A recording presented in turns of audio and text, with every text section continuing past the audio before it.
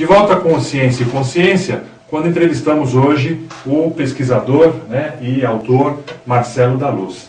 Estávamos falando um pouco, né, sobre a questão do discurso religioso nos blocos anteriores, e uma pergunta que a gente acaba fazendo, e tem muita gente que acaba fazendo também, né? Quer dizer, você substituiu a sua atuação e o seu envolvimento com a religião. Hoje você deixou de lado, né, isso e dedica-se à pesquisa da consciência, um autopesquisador, portanto, né? E nessa transição, o que você pode notar em termos assim da sua vivência, né? Ou seja, num ambiente anterior e no ambiente atual, existe a possibilidade de felicidade sem religião? Sem né? religião. Essa é uma pergunta que muita gente pode estar se fazendo, até mesmo porque baseado em pesquisas, nós sabemos que pelo menos 80% da população mundial está afiliada a algum tipo de credo religioso. E mesmo esses 20% que ficam de fora, você não descarta de que eles tenham algum tipo também de vivência religiosa, mas fora realmente da filiação a um grupo. Muitas pessoas me fazem essa pergunta, pessoas com quem eu convivi anteriormente, e aquelas que não fazem se perguntam isso no íntimo. Eu posso afirmar que sim, e que a verdadeira, porque se a gente pode usar esse nome felicidade, né? Mas assim, o verdadeiro esclarecimento, né? A verdadeira manifestação da consciência, ela tem que se dar, e ela pode se dar fora da religião. Vou levantar aqui um aspecto da minha vivência e que foi determinante para que eu deixasse a vida religiosa e hoje seguisse como um voluntário da Conscienciologia, como pesquisador independente da consciência.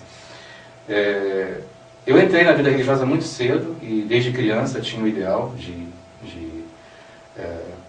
dedicar a minha vida à religião católica. E esse ideal era motivado por um sonho, por um desejo de servir à humanidade. Ingenuamente, como criança, eu tinha esse pensamento: eu preciso fazer da minha vida um instrumento para servir à humanidade.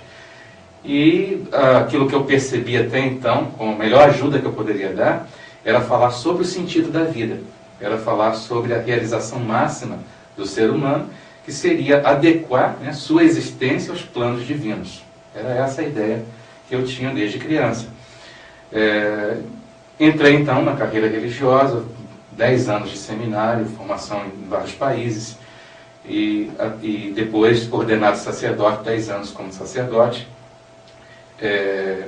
Esse tempo todo me serviu como uma longa experiência na qual eu fui expandindo muito a minha percepção das coisas, e no momento em que eu conheci a Conscienciologia, eu já me fazia uma série de questionamentos.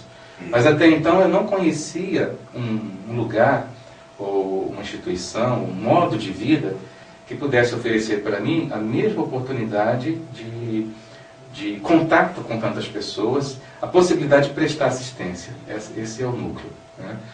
Então eu via os limites, percebia os limites da religião, principalmente da religião católica, do cristianismo, percebia o quanto eu me frustrava às vezes em tentar assistir as pessoas de um modo mais profundo, e isso não era possível, até pelas próprias expectativas que as pessoas têm em relação a um padre. Elas querem consolo, não querem realmente um mergulho, né, na própria realidade intraconsciencial. Eu percebia tudo isso, mas eu pensava, isso aí ainda é o mal menor, né? É o lugar menos pior. Mas foi o contato com a Conscienciologia que me abriu a possibilidade de perceber o que eu buscava, que era assistência, né, às consciências, eu poderia fazer, podendo abandonar essa questão do discurso falacioso, do discurso autoritário, podendo abandonar uma série de estruturas que são caducas, né, que já prendem tanto a consciência humana, que são dispensáveis. Então eu percebi que eu fiquei pequeno dentro daquela estrutura, né? Mas eu esgotei uma possibilidade. Eu fui padre com muita intensidade. Fui religioso com muita intensidade. Mas esgotei a possibilidade. E saí por cima. Saí amigo de todos. Saí de um modo claro, limpo. Fiz um documento expondo minhas questões e o porquê deveria deixar. E hoje o livro é uma espécie de expansão daquele documento. É uma espécie de explanação daquele próprio documento original. Mas a questão é essa. O sentido da própria consciência, a razão de ser da própria consciência é adquirir a possibilidade de assistir sempre mais, de maneira sempre mais ostensiva, outras consciências.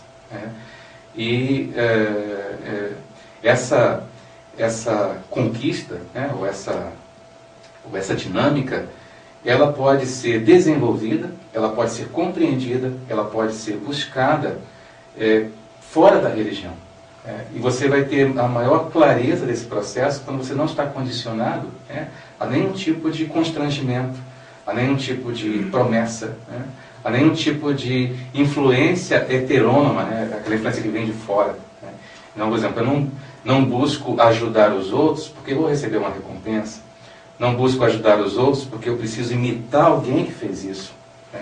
Não busco ajudar os outros porque pauto minha vida num suposto exemplo de perfeição absoluta de um ser supremo. Mas faço isso porque, por um movimento de autodescoberta, de autopesquisa, eu percebo que essa é a realidade de cada consciência. É o caminho a ser trilhado por cada consciência, é a conquista da autonomia. Quando a pessoa perde o medo de ser quem de se tornar proativo na descoberta de si mesmo e na assistência aos outros, quando você perde esse medo, a religião termina. Mas o problema é que existem muitas pessoas que têm um genuíno desejo de servir, têm um genuíno desejo de aprofundar o que seria, entre aspas, o sentido da vida, mas eles têm medo de possíveis consequências, ou têm medo de frustrar a vontade, o desejo, os planos do suposto ser divino, que nada mais é do que uma criação humana. Agora, na Conscienciologia, que você passou a estudar, existiu aí, e valoriza-se e estuda-se muito a questão do parapsiquismo. Exato. Com a tua visão, quando você participou da igreja e agora, com a tua visão renovada sobre a questão do parapsiquismo, o tratamento que as grandes religiões dão ao parapsiquismo é um tratamento adequado? Você julga e por esse contraste, o que você observa na questão de como a religião lida com o parapsiquismo humano? Então, quem está nos assistindo deve ter essa percepção, e pode ter essa percepção, basta estudar as tradições religiosas e os personagens que fazem parte dessas tradições, que o parapsiquismo, que é a palavra técnica que nós usamos para mediunidade, geralmente a maioria das pessoas fala de paranormalidade, mediunidade, fenômenos extrasensoriais, que a mediunidade, ou parapsiquismo, como nós o chamamos, é um fato dentro de todas as experiências religiosas, toda experiência religiosa. Como de todas as atividades humanas. De todas as atividades, justamente por ser uma capacidade íncita ao ser humano. E se você for olhar a raiz das experiências religiosas, você vai encontrar fenômenos parapsíquicos ali. Seja na origem das religiões, como grupos, como tradições, seja também na experiência pessoal dos indivíduos. Atuando como padre, muitas vezes eu topei com pessoas que vinham me procurar, às vezes angustiadas, dizendo: padre, eu vejo pessoas mortas, eu vejo consciências ou consciências extrafísicas. Eu deito na cama à noite e parece que eu saio do meu corpo, e posso ir a lugares que eu não gostaria de ir. E pessoas vinham dizer isso para mim com lágrimas nos olhos. E esses fenômenos, eles não eram desconhecidos por nós, no seminário e nos nossos círculos de padres. Não todos levavam isso a sério, mas alguns de nós fazíamos assim, conversas de bastidores sobre essas coisas, né? Mas a questão é que a religião, ela acaba nascendo a partir do que a gente chama de engano parapsíquico. Quer dizer, você tem uma experiência parapsíquica, que é uma experiência possível a qualquer ser humano, né? É uma manifestação da própria consciência, mas isso vem interpretado ao modo de ação mística, né? Ao modo de crença. Então a pessoa, ela começa a considerar que o que ela viu no extrafísico é alguma dimensão divina, superior a ela, e que vai estar, daquele momento em diante, obrigando-a a obedecer e a ser submissa, esse tipo de coisa. E se você olhar com cuidado, né, as interpretações que os próprios santos, os próprios líderes religiosos fizeram de suas experiências, elas acabam recaindo nesse tipo de problema. Eu mesmo tive... O que alimentou minha vocação religiosa durante tanto tempo? Foram experiências parapsíquicas que eu tive na infância. E justamente quando fui levado pelas primeiras vezes à igreja. Então tive fortes descoincidências, né, do psicossoma, experiências de projeção, balonamento, e eu me sentia flutuando, né, nas nuvens, e então eu dizia, a alma existe, Deus existe, e Ele provavelmente tem um plano para mim, porque isso acontece quando eu estou na igreja. E quando eu leio... Isso tinha mais a ver com a questão energética, né, do que... Exato. Então havia já toda... não sei se nós vamos ter tempo de explicar isso, né, mas havia também já toda uma autobiografia, né, construída dentro desse tipo de interpretação, desse tipo de ambiente. Então havia, digamos, a atração, né, energética de todo esse processo. E eu tive dúvidas durante vários episódios, né? Sacerdócio é uma coisa que eu posso dizer hoje é ilógica, né? Totalmente ilógica, e principalmente quando você percebe o tipo de, entre aspas, sacrifício, renúncia que você tem que fazer, você pensa, poxa, mas realmente esse é o caminho? O que me segurou muitas vezes? Foi voltar atrás nessas experiências da infância, perceber, não, eu tenho que seguir adiante porque Deus tinha um plano para mim, né? Ele provou para mim que algo existia. Então essa é o engano parapsíquico, né? A interpretação mística errônea dos fenômenos parapsíquicos leva à crença, leva à religião, né? E que não necessariamente precisa ser assim. Não precisa ser assim. Muito bem. Infelizmente vamos ter que encerrar, né? A gente sabe que é um assunto aí, além de um assunto polêmico, né? Um assunto que você está tratando com a devida coragem, né? É um livro muito corajoso, antes de mais nada. Você está mexendo num verdadeiro vespeiro, a gente sabe. É um assunto evitado por muita gente. Muita gente, mas assim, pelo momento que a gente vive de abertismo, de possibilidade de abordar esses temas de maneira limpa, de maneira racional, é muito positivo que esse livro surja nesse momento.